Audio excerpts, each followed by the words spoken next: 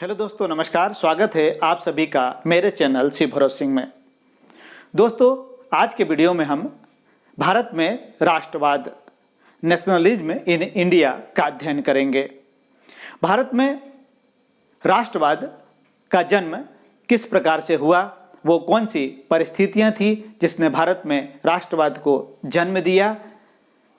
तो चलिए मैं जोड़ता हूं आज के वीडियो से और आप मेरे साथ वीडियो के अंत तक बने रहिए और सभी महत्वपूर्ण बिंदुओं को देखते चलिए। सबसे पहले हम राष्ट्रवाद को समझते हैं कि राष्ट्रवाद क्या है। राष्ट्रवाद एक ऐसी एकता की भावना है जो राजनीतिक, ऐतिहासिक, धार्मिक, भाषाई, जातीय व सांस्कृतिक तत्वों पर आधारित होती है। यानी राष्ट्रवाद की अपनी एक विशेष पहचान होती है जिसके कारण से राष्ट्रवाद पनपता है। अब आगे बढ़ते हैं और हम देखते हैं कि भारत में राष्ट्रवाद किस प्रकार से पनपा, वो कौन सी परिस्थितियां उत्पन्न होती चली गई जिसने भारत में राष्ट्रवाद को जन्म दिया। दूसरे उपनिवेशवाद की तरह भारत में भी आधुनिक राष्ट्रवाद के उदय की परिघटना उपनिवेशवाद विरोधी आंदोलन के साथ गहरी तौर पर जुड़ी हुई थी। भारत भी ब्रिटिश साम्राज्य के अंतर्गत एक उपनिवेश था। ब्रिटिश साम्राज्य भारत का आर्थिक रूप से बहुत दोहन कर रहा था और भारत की सांस्कृतिक धरोहर को कमजोर करने का प्रयास कर रहा था, जिसके कारण से भारतीय जनमानस अंदर ही अंदर ब्रिटिश साम्राज्य का विरोध कर रही थी। लेकिन उसके पास कोई ऐसा नेतृत्व तो नहीं मिल रहा था जो उसकी भावनाओं को समझ सके और राष्ट्र के अंदर एकता की भावना का संचार कर सके। अब अगले बिंदु की तरफ बढ़ते हैं और इसे समझते हैं। उत्पीड़न और दमन के साझा भाव ने विभिन्न समूहों को आपस में बांध दिया था। जिस प्रकार से ब्रिटिश हुकूमत भारतीयों का दमन कर रही थी, उस दमन चक्र के कारण भी भारतीय जनमानस आपस में एक दूसरे से जुड़ गए। अगले महत्वपूर्ण बिंदु की तरफ आगे बढ़ते हैं। प्रथम विश्व युद्ध ने भारत में एक नई राजनीतिक एवं आर्थिक स्थिति उत्पन्न की जिससे राष्ट्रवाद को बढ़ावा मिला। प्रथम विश्व युद्ध जो 1914 से 1918 तक चला, ब्रिटिश हुकूमत ने भारतीयों को इस युद्ध में झोंक दिया। ब्रिटिश हुकूमत ने जब भारतीयों को इस युद्ध में झोंका तो अथाह जन और धन की हानि हुई। इसके कारण से भारतीय जनमानस में नाराजगी बढ़ती चली गई। ये भी भारत में राष्ट्रवाद के उदय का प्रमुख कारण बना। अगले बिंदु की तरफ चलते हैं कि जिस प्रकार से भारत में राष्ट्रवाद का उदय हो रहा था, उस राष्ट्रवाद को किस प्रकार से बल मिला। 1915 में गांधी जी दक्षिण अफ्रीका से भारत लौटे। 1893 में गांधी जी दक्षिण अफ्रीका पहुंचे थे। 1893 से 1915 तक गांधी जी दक्षिण अफ्रीका में रहे और वहां की रंग भेद की नीतियों का विरोध करते रहे।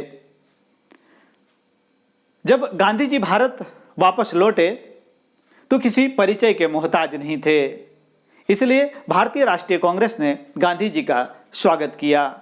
अब गांधी जी जब भारत आए तो भारत में किस प्रकार से उन्होंने राष्ट्रवाद को फैलाने का काम किया और किस प्रकार से भारतीय जनमानस का नेतृत्व किया, इसको समझने का प्रयास करते हैं। भारत आने पर गांधी जी ने अनेक स्थानों पर सत्याग्रह आंदोलन चलाया। जैसे 1917 में बिहार का चंपारण सत्याग्रह। 1917 में बिहार के चंपारण में गांधी जी ने नील आंदोलन को चलाया। बिहार के चंपारण में ब्रिटिश हुकूमत द्वारा किसानों से नील की खेती की जाती थी और उन्हें शोषित और प्रताड़ित किया जाता था। गांधी जी वहां पर आगरा पर पहुंचे और उन्होंने इसका नेतृत्व किया, जिसके कारण से भारत के अंदर आंदोलन की गति को एक दिशा मिली। अब आगे चलते हैं और इसको समझते हैं। चंपारण सत्याग्रह के बाद गुजरात का खेड़ा सत्याग्रह 1917 में गांधी जी खेड़ा पहुंचे और उन्होंने वहां पर सत्याग्रह चलाया।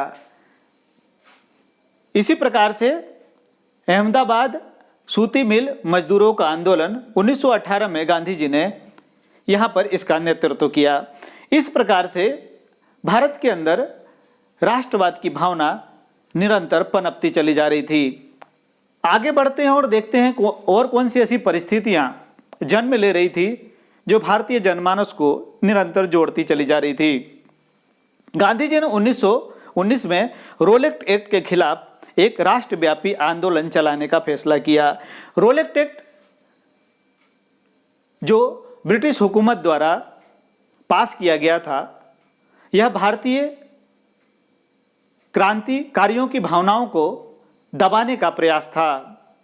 भारतीयों ने इसे काला कानून की संज्ञा दी। अगले बिंदु की तरफ चलते हैं और यह हम समझते हैं। 13 अप्रैल 1919 को अमृतसर के जलियांवाला बाग में जनरल डायर ने शांतिपूर्ण चल रही सभा पर गोलियां चलाई। गांधी जी के नेतृत्व में पूरे भारत में रोलेट एक्ट का विरोध किया जा रहा था। 13 अप्रैल 1919 को अमृतसर के जलियांवाला बाग में बैसाखी के दिन एक शांतिपूर्ण सभा का आयोजन कर रोलेट एक्ट के विरोध की प्रक्रिया चल रही थी। इसके पीछे मुख्य कारण क्या थे? इसके पीछे मुख्य कारण थे कि पंजाब के दो बड़े नेता डॉक्टर सतपाल और सैफुद्दीन किचलू को ब्रिटिश हुकूमत ने बंदी बना लिया। इसके बाद जलियांवाला बाग में एक सभा का आयोजन किया गया जहां पर ब्रिटिश हुकूमत का विरोध किया जाना था। लेकिन जनरल डायर उसी समय उस बाग में पहुंचा और उसने शांतिपूर्ण चल रही सभा पर अंधाधुंध गोलियां चलाई, जिसमें सैकड़ों लोग मारे गए और सैकड़ों लोग घायल हो गए।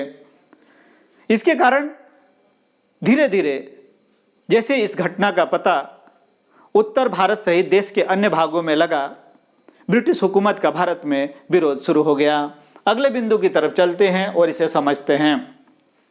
1919 में खिलाफत आंदोलन मोहम्मद अली और शौकत अली के नेतृत्व में चलाया गया था। तुर्की के खलीफा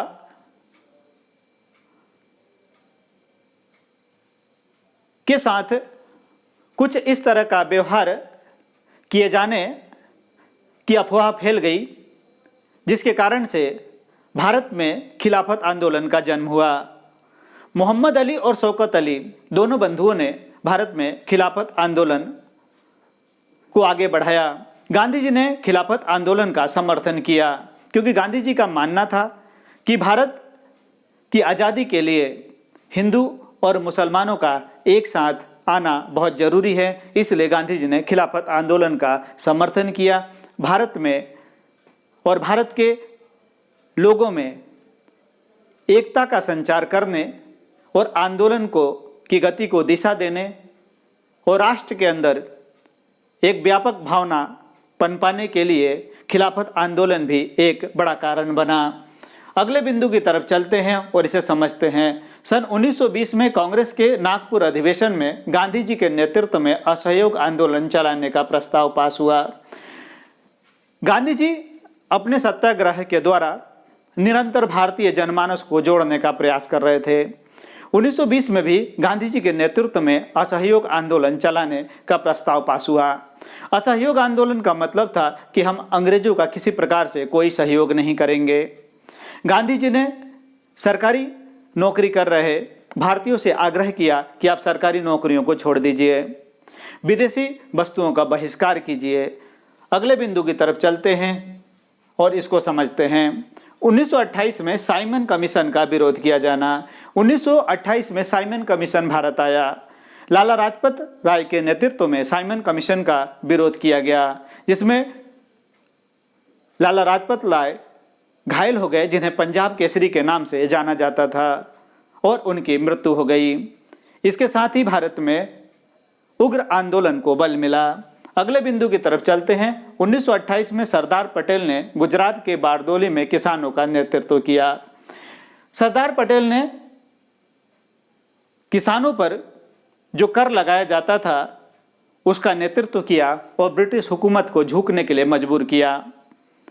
यह वही बारडोली आंदोलन है जहां पर सरदार पटेल के नेतृत्व के कारण से बारडोली की महिलाओं ने उन्हें सरदार की संज्ञा दी थी। यानी वल्लभ भाई पटेल के साथ जो है अब सरदार उपनाम भी जुड़ने लग गया। इस प्रकार से सरदार वल्लभ भाई पटेल, उनका नाम भारतीय इतिहास में प्रसिद्ध है। तो ये सब परिस्थितियां ऐसी थी जिन्होंने भारत में राष्ट्रवाद को जन्म दिया। कुछ अन्य बिंदु भी है जो इस वीडियो में समाहित नहीं हो पाए हैं। मैं जब अगला वीडियो प्रारंभ करूंगा भारत के राष्ट्रवाद के पार्ट के रूप में, पार्ट 1, पार्ट 2, पार्ट 3, तो उसके अंदर सभी महत्वपूर्ण बिंदुओं को समझाने का और उसे समाहित करने का प्रयास करूंगा। मैं लगातार आपको सफल बनाने के लिए और परीक्षा में अधिक से अधिक अंक दिलाने के लिए YouTube पर वीडियो लेकर आता रहूँगा। आप मेरे वीडियो संबंधी जानकारी मेरे Telegram channel general knowledge and history पर जाकर देख सकते हैं। साथ ही आप मुझे फेसबुक और इंस्टाग्राम पे फॉलो कर सकते हैं। आपको मेरा वीडियो पसंद आए तो इसे लाइक, शेयर और सब्सक्राइब जरूर कीजिए। थैंक्स।